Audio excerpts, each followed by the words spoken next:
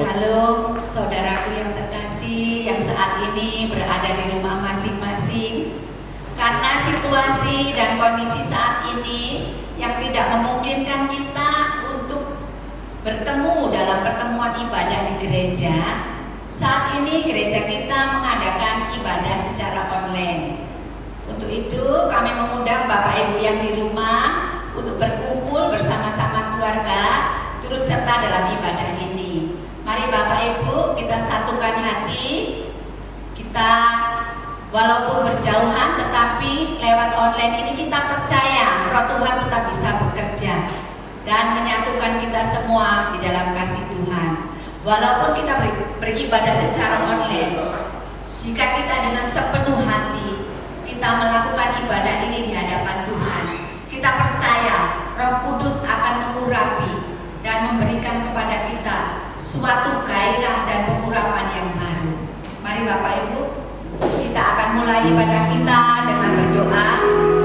Mari kita satukan hati, kita berdoa. Mari kita berdoa.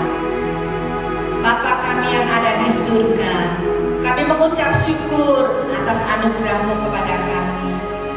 Sampai saat ini Bapa masih memberi kami kekuatan, kesehatan, sehingga pada pagi hari ini kami bisa beribadah kepada Tuhan. Urapi ya Tuhan ibadah kami ini. Mari Roh Kudus kuasai setiap kami yang berada di tempat ini ataupun saudara-saudara kami yang berada di rumah masing-masing. Biarlah kasih dari Bapa menaungi kami semua dari awal sampai akhir ibadah kami. Di dalam nama Tuhan Yesus Kristus, Tuhan dan Juru Selamat kami. Kami mau mulai ibadah ini. Haleluya. Amin. Saat ini kita memperingati akan wafatnya Tuhan kita Yesus Kristus. Mari Bapak Ibu, kita satukan hati kita. Kita mengenang kembali betapa pengorbanan Tuhan Yesus yang begitu besar yang telah diberikan. Dengan segenap hati kita akan pujikan. Saat ini Ku datang Tuhan untuk mengenang kasih. Bersama-sama kami kita pujikan. Haleluya.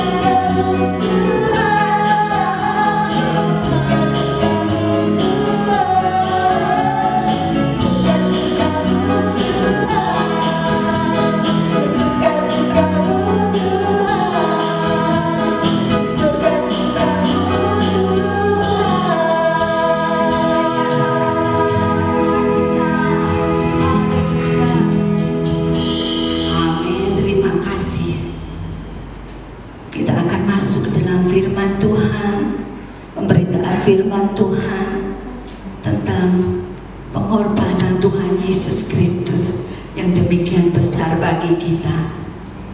Bukan dengan barang yang fana kita telah ditebus Bapak Ibu Saudara, melainkan dengan darah yang mahal, darah anak domba yang mulia. Mari kita persiapkan hati kita, kita pujikan bukan dengan barang fana.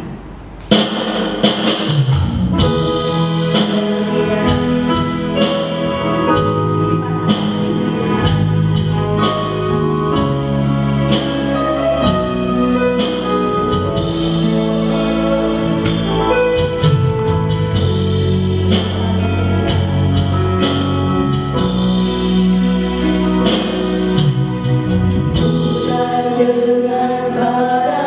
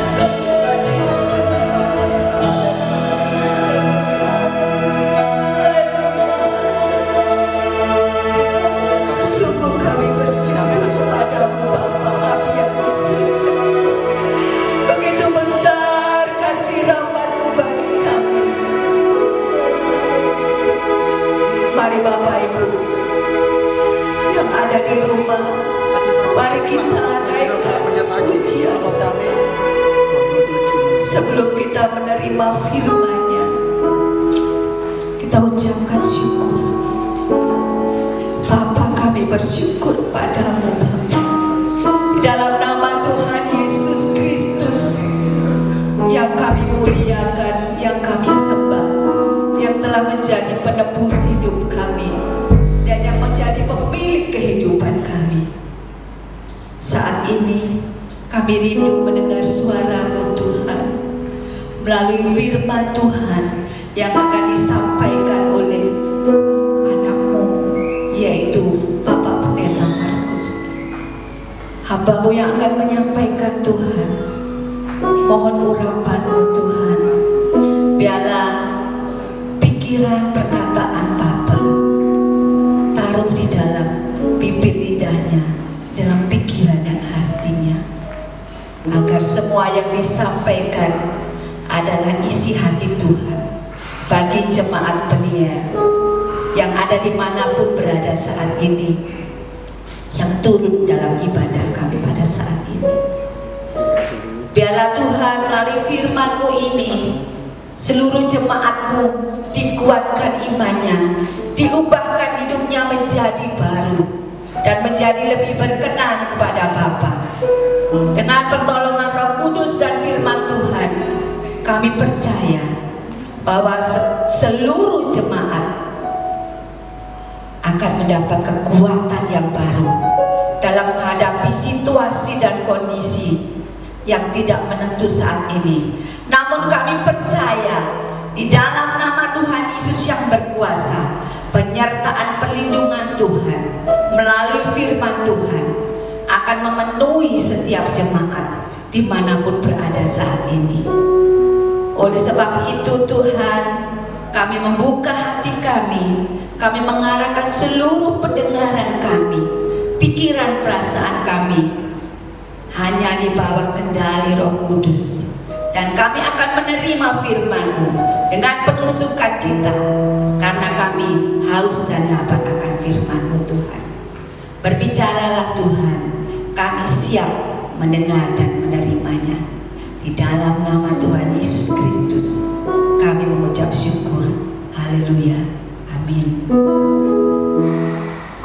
Shalom. Selamat pagi saudara jemaat Tuhan. Melalui ibadah online pagi hari ini kita sama-sama akan belajar firman Tuhan. Bertepatan juga hari ini kita sama-sama memperingati Jumat Agung, kematian Tuhan. Dan sama-sama kita akan melihat dan memaknai Jumat Agung ini berdasarkan kebenaran firman Tuhan di dalam Matius pasal yang ke-27 ayat 45 sampai 50. Saya akan membacakan untuk sidang jemaat Tuhan. Bapak Ibu Saudara sekalian yang di rumah bersama-sama keluarga untuk beribadah di rumah masing-masing. Saya akan bacakan. Bapak Ibu Saudara buka Alkitab di rumah masing-masing sambil perhatikan. Saya akan membacakan di dalam Matius pasal 27 ayat 45 sampai yang ke 50. Demikian bunyi firman Tuhan. Mulai dari jam 12 kegelapan meliputi seluruh daerah itu sampai jam 3. Kira-kira jam 3 berserulah Yesus dengan suara nyaring, Eli, Eli lama sabachthani. Artinya, Allahku, Allahku, mengapa engkau meninggalkan aku? Mendengar itu, beberapa orang yang berdiri di situ berkata, ia memanggil Elia. Dan segera datang seorang dari mereka yang mengambil bunga karang, mencelupkannya ke dalam anggur asam, lalu mencucukkannya pada sebatang bulu dan memberi Yesus minum. Tetapi orang-orang lain berkata, jangan, baiklah kita lihat apakah Elia datang menyelamatkan dia. Yesus berseru pula dengan suara nyaring dan menyerahkan nyawanya. Bapak Ibu Saudara kasih dalam Tuhan, kematian Tuhan atau Jumat Agung yang sama-sama kita peringati saat ini bukan berbicara satu paradok yang tragis di mana Tuhan Yesus di dalam pelayanannya kemudian diakhiri melalui kekalahan yang tragis, penderitaan, penyaliban dan kematiannya. Tetapi sebaliknya Jumat Agung kita melihat bersama menjadi satu waktu di mana Yesus memproklamasikan kemenangannya yang besar bagi dunia ini. Dan kematian itu dimaknai pula sesuai dengan Kejadian pasal 3 ayat 15. Nubuatan yang luar biasa bahwa keturunan perempuan, firman Tuhan katakan, akan meremukkan kepala ular, dan ular ini akan meremukkan tumit keturunan perempuan itu. Dan ini digenapi oleh Tuhan Yesus dalam peristiwa Jumat Agung ini.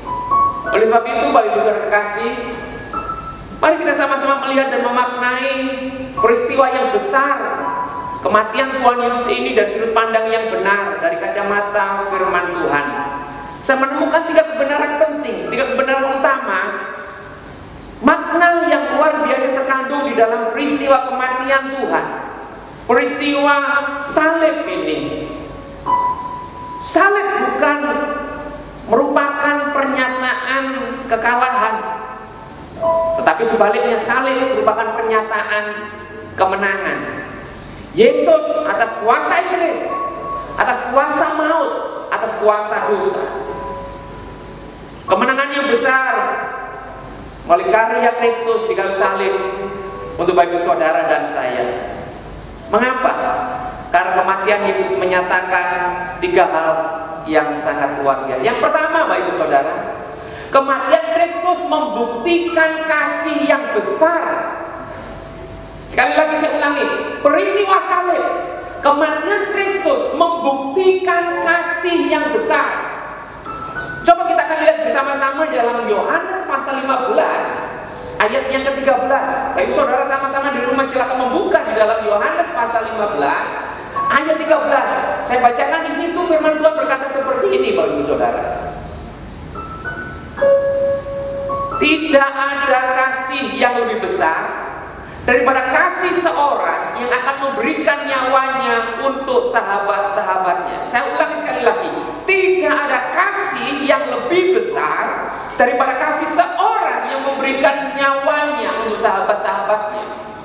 Jadi peristiwa salib di mana Yesus memang harus mati, itu malah menjadi pembuktian kasih Yesus yang besar untuk bagi ibu saudara dan saya.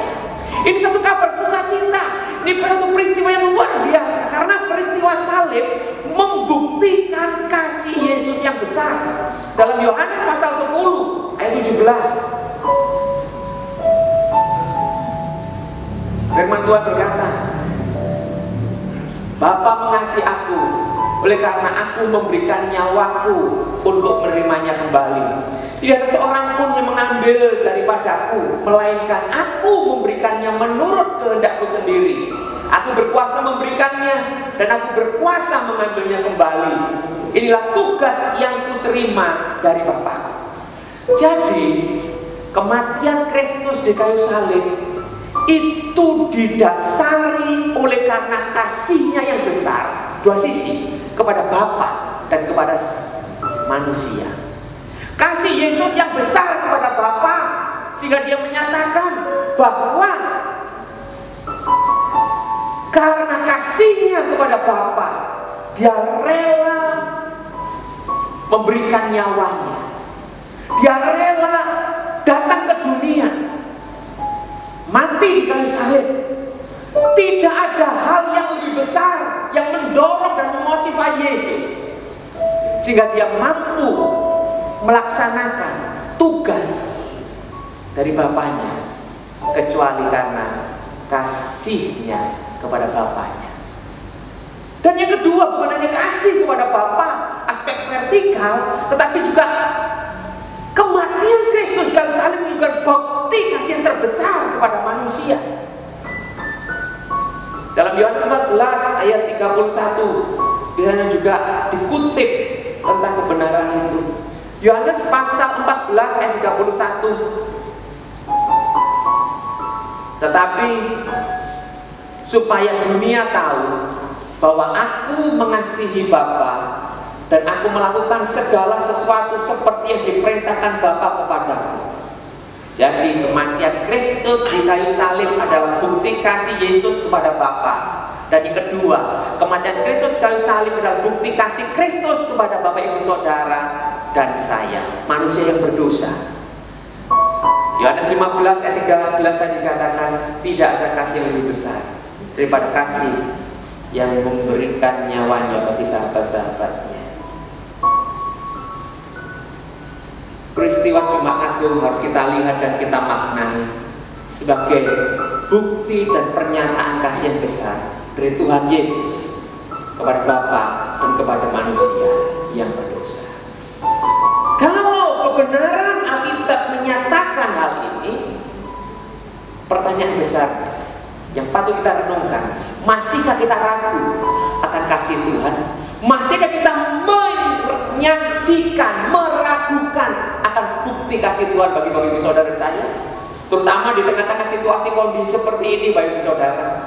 Di tengah-tengah situasi kondisi virus corona yang mewabah, pandemi ini, jangan takut, percayalah Tuhan Yesus mengasihi Bapak Ibu Saudara dan saya. Bukan hanya semata-mata jaminan pemeliharaan Tuhan di tengah-tengah situasi seperti ini, tetapi juga pemeliharaan kasih Tuhan untuk Bapak Ibu Saudara. Tentang apa? Jaminan kehidupan. Tentang apa? Jaminan penghiburan. Tentang apa? Jaminan sukacita dan damai sejahtera. Yesus mengasihi Bapak Ibu Saudara dan saya sehingga Dia rela mati di kayu salib, menyerahkan nyawanya untuk Bapak Ibu Saudara dan saya. Oleh sebab itu jangan sekali-kali kita meragukan kasih Tuhan. Jangan sekali-kali kita berkata, mana bukti kasih-Mu Tuhan bagiku? Karena kematian Kristus di kayu salib adalah bukti yang tidak terbantahkan akan kasih Tuhan Yesus untuk Bapak Ibu Saudara dan saya. Katakan amin. Ibu Saudara, mari kita maknai peristiwa kematian Tuhan yang kita sama-sama rayakan sekalipun di tengah-tengah pandemi corona ini, tapi tetap dalam sukacita, tetap dalam damai sejahtera, tetap dalam pemaknaan yang dalam bahwa kematian Kristus Jumat Agung ini adalah bukti kasih yang besar dari Kristus untuk hidup. Sehingga aku tidak akan takut lagi, aku tidak akan khawatir lagi, aku tidak akan pernah meragukan lagi kasih Tuhan atas hidupanku. Sekalipun memang dalam hidup ini tidak mudah, dalam hidup ini tidak gampang, ada banyak pergumulan, persoalan, tetapi kasih Yesus lebih besar dari persoalan pergumulan Ibu Saudara. Yakini itu. Kenapa? Karena persoalan pergumulan terbesar dalam kehidupan manusia Tuhan Yesus selesaikan. Apa itu persoalan terbesar manusia? Dosa, Bapak Ibu Saudara. Bukan masalah makan, minum, kehidupan, masa depan, bukan. Tapi persoalan terbesar manusia yaitu dosa. Dan Tuhan sudah selesaikan dengan sempurna di kayu salib. Kalau Dia mati di kayu salib, itu bukti kasih yang besar. Yang kedua, kita maknai peristiwa kematian Tuhan yang kita sama-sama rayakan hari ini. Bukan semata-mata bukti kasih yang besar, tetapi peristiwa salib, kematian Tuhan, Jumat Agung ini, mari kita maknai sebagai bukti ketaatan yang sempurna dari Yesus.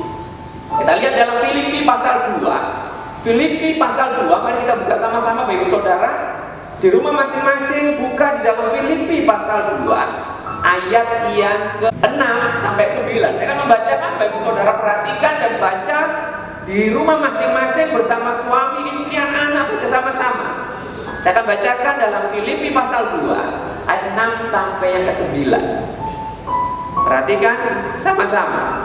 Walaupun dalam rupa Allah tidak menganggap kesetaraan dengan Allah itu sebagai milik yang harus dipertahankan, melainkan telah mengosongkan dirinya sendiri dan mengambil rupa seorang hamba dan menjadi sama dengan manusia. Perhatikan 8.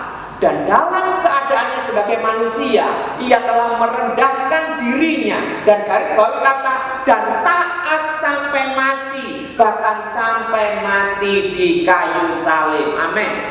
Peristiwa Jumat Agung, peristiwa kematian Kristus, salib itu adalah bukti ketaatan yang sempurna dari Yesus kepada Bapaknya, Bapak Ibu Saudara. Mengapa saya berani katakan? Karena Yesus tahu ketika dia datang ke dunia ini, dia tahu tujuan hidupnya. Dia berkata di dalam Markus pasal 10 ayat 45 kalau tidak salah, Anak manusia datang bukan untuk dilayani, tapi untuk melayani dan memberikan nyawanya menjadi tebusan bagi banyak orang. Yesus tahu, Yesus paham, Yesus mengerti tujuan hidupnya datang ke dunia bukan untuk dilayani, bukan untuk enak-enak, tapi dia tahu tujuan hidupnya datang ke dunia menjadi manusia seperti kita, bahkan turun derajatnya menjadi hamba. Tidak cukup sampai di situ menjadi hamba, bahkan mati terkutuk di kayu salib. Dia tahu tujuan hidupnya. Karena dengan hal itulah kematian di kayu salib, dia menyelamatkan manusia dari kebinasaan kekal. Dan tidak ada cara lain untuk supaya manusia diselamatkan kecuali satu hal: Yesus harus mati di kayu salib. Dan luar biasanya, Yesus taat. Kematiannya membuktikan ketaatan yang sempurna dari Yesus. Cukup alasan dan juga Yesus punya cukup kuasa untuk berkata tidak ketika dia bergumul di Taman Getsemani. Ya Bapa, kalau mungkin cawan ini lalu daripadaku, tapi bukan kehendakmu yang jadi, tapi kehendakmu lah yang jadi. Seseorang yang hidup dalam ketaatan yang sempurna akan bisa berkata, Bapa, biarlah kehendakmu yang jadi. Pembelajaran yang luar biasa, kebenaran yang luar biasa Bapak Ibu Saudara bisa kita ambil malam hari ini. Sebagai anak-anak Tuhan, sebagai orang percaya, sebagai umat-umat tebusannya, saya percaya sidang jemaat Tuhan di Gereja Peniel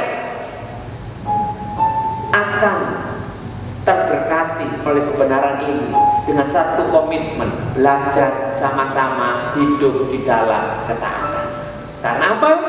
Karena salib adalah bukti ketaatan yang sempurna dari Yesus. Mari kita sama-sama meneladani ketaatan ini, Bapak Ibu Saudara. Sebagaimana himbauan di dalam Ibrani pasal yang ke-5 ayat yang ke-8, ini contoh keteladanan yang luar biasa dari Tuhan Yesus. Dalam Ibrani pasal yang ke-5, kita lihat bersama sejenak di dalam Ibrani pasal yang ke-5.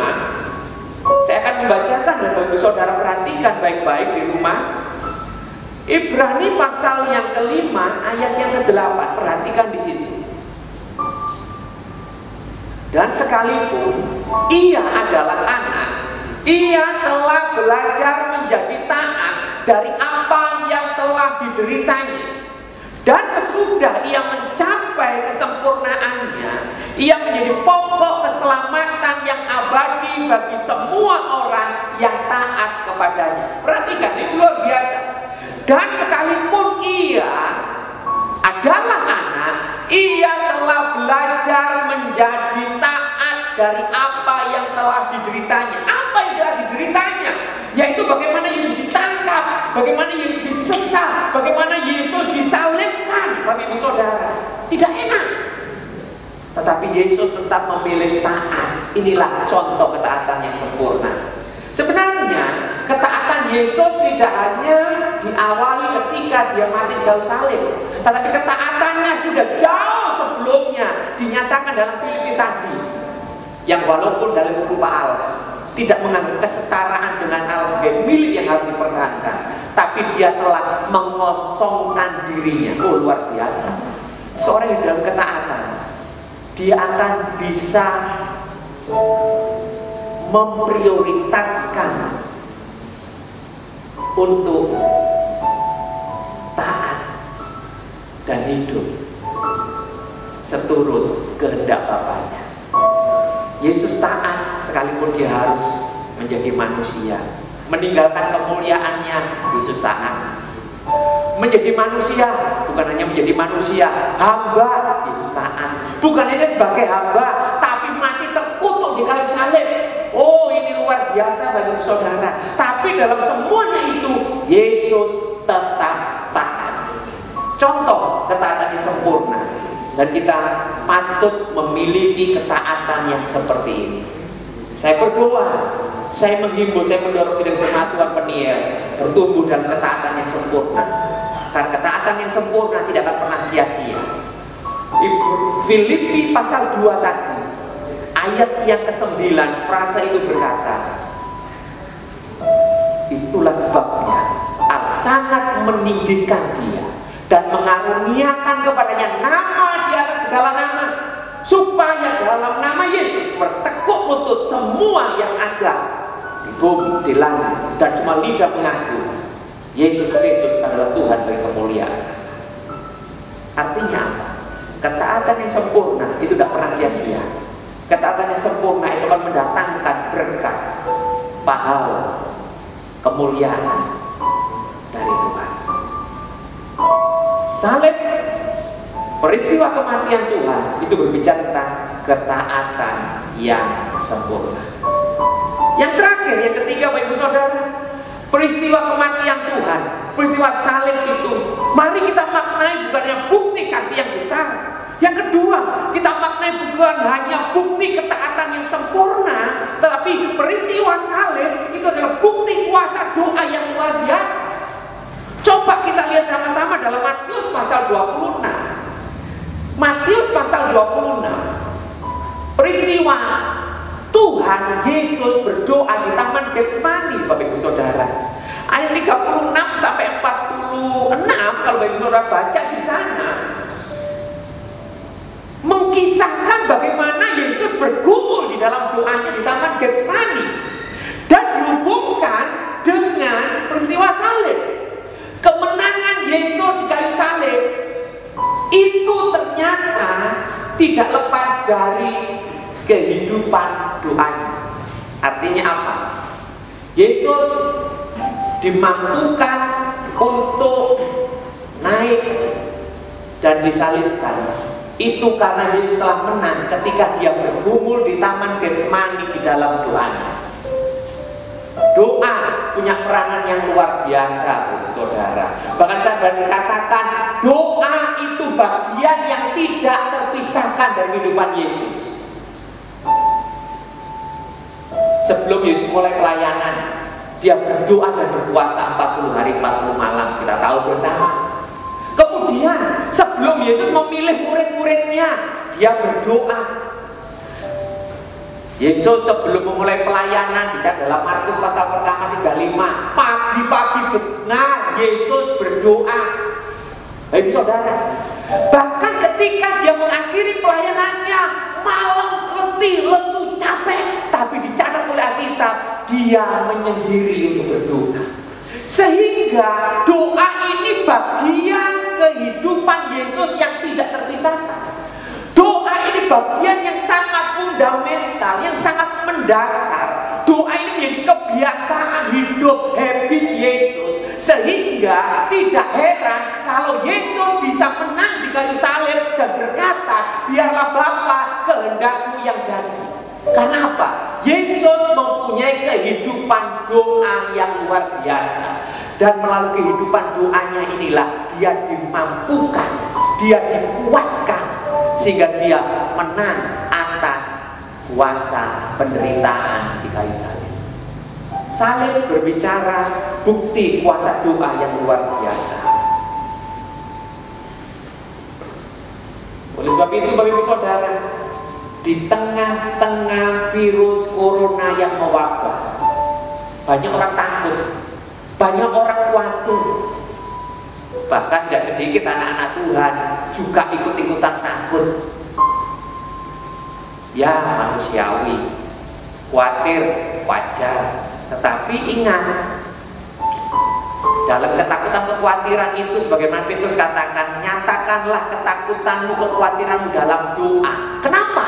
ketika kita takut, khawatir, kita nyatakan kekhawatiran dalam doa, di sana kita akan dapat ketenangan, kedamaian. Katakan amin. Oleh sebab itu, Bapak Ibu Saudara, saya berani katakan, di tengah-tengah situasi seperti ini, saat sidang jemaat Tuhan hidup dalam doa, saya percaya sidang jemaat Tuhan akan tenang, akan damai. Apalagi bersama keluarga, suami, istri, orang tua, dengan anak beribadah sama-sama di rumah masing-masing, di dalam doa sehati sepikir. Luar biasa. Di situ bagi saudara menemukan kedamaian, di situ bagi saudara menemukan ketenangan, di situ bagi saudara akan mengalami mujizat dan pertolongan Tuhan. Tetap kita berjaga dan waspada. Ikuti anjuran pemerintah untuk tetap tinggal di rumah, belajar di rumah, bekerja di rumah, beribadah di rumah, no problem. Tetapi lebih daripada itu, kita juga harus berdoa bersama-sama di rumah, beribadah bersama-sama di rumah. Sungguh-sungguh jadikan ini satu kesempatan bagi saudara lebih mengokohkan, membangun kehidupan mesbah keluarga, kehidupan mesbah rohani dalam kehidupan keluarga rumah tangga. Saya percaya Bapak Saudara akan mengalami kuasa Tuhan, damai sejahtera dari Tuhan, bahkan kemenangan di dalam Tuhan. Nyatakanlah segala kekhawatiran di dalam doa, dan kau akan mengalami luar biasa. Mari kita maknai peristiwa Jumat Agung ini, peristiwa kematian Tuhan ini, dengan 3 kebenaran penting. Peristiwa kematian Tuhan, bukti kasih yang terbesar untuk Bapak Ibu Saudara dan saya. Yang kedua, bukti ketaatan yang sempurna. Dan yang ketiga, bukti kuasa doa yang luar biasa. Oleh sebab itu, mari kita sama-sama membangun kehidupan kita di atas dasar-dasar kebenaran ini. Memiliki kasih yang sempurna kepada Bapa dan kepada manusia, sesama manusia. Memiliki ketaatan yang sempurna di dalam melaksanakan kehendak Bapa dalam kehidupan kita. Dan yang ketiga, milikilah kehidupan doa yang sungguh-sungguh luar biasa. Karena dengan doa kita akan melihat pertolongan dan mengalami kuasa Tuhan yang dasar atas kehidupan ini. Tuhan Yesus memberkati. Selamat memperingati Jumat Agung dan mengalami kasih, kuasa dan mujizatnya. Sebab janji Tuhan dalam 1 Petrus 2:24, oleh bilur-bilurnya kamu telah sembuh. Tuhan Yesus memberkati. Kita bersatu dalam doa. Karena satu pujian yang menyatakan,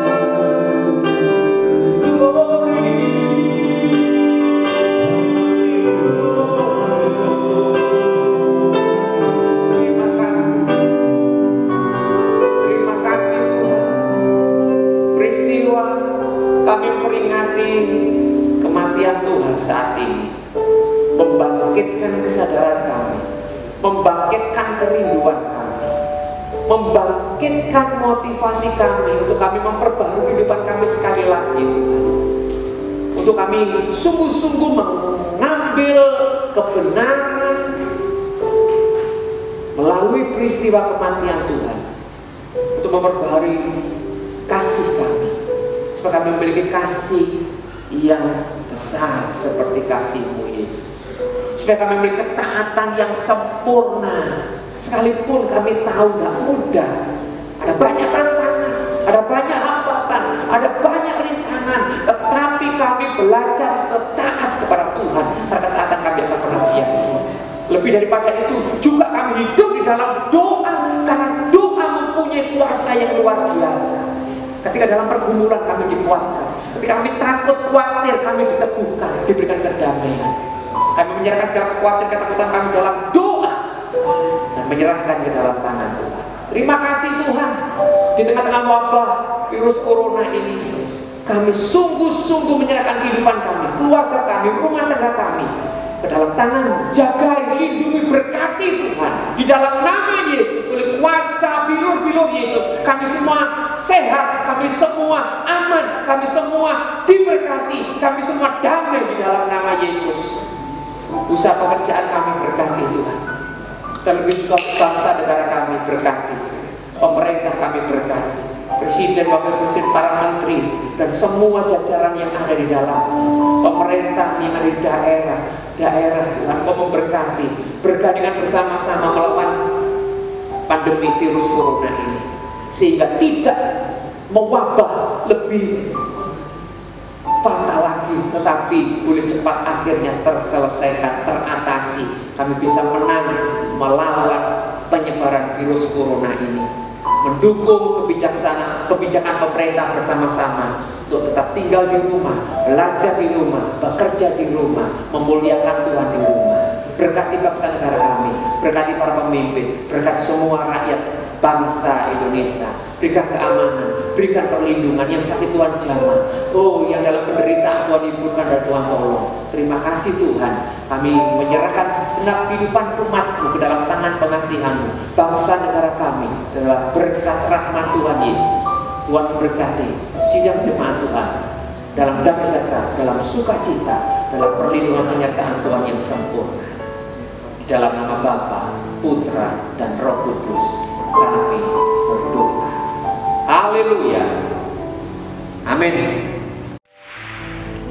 Bapak Ibu, saya akan menyampaikan pengumuman untuk pertemuan mendatang.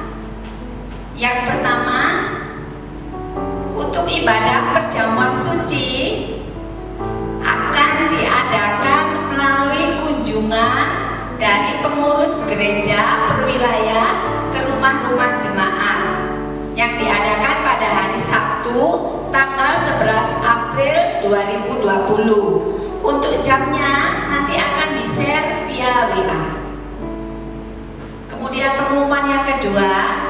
untuk ibadah Paskah pada tanggal 12 April 2020, jemaat bisa mengikuti lewat online yang akan ditayangkan melalui channel YouTube GSJA Peniel Indonesia, GSJA Peniel Surabaya, yang akan ditayangkan pada hari Minggu tanggal 12 April 2020 jam 9 pagi. Jadi akan ditayangkan pada hari Minggu tanggal 12 April jam 9 pagi. Supaya Bapak Ibu nanti lebih jelas, nanti untuk alamat channel YouTube-nya akan juga di-share via WA. Jadi biar Bapak Ibu lebih jelas dan bisa ketemu nanti. Untuk channelnya ini ya Bapak Ibu akan di-share via WA. Demikian pengumuman yang bisa saya sampaikan. Kiranya Bapak Ibu bisa memperhatikan dan bisa diikuti untuk kedua acara tersebut di atas. Terima kasih, Tuhan Yesus memberkati.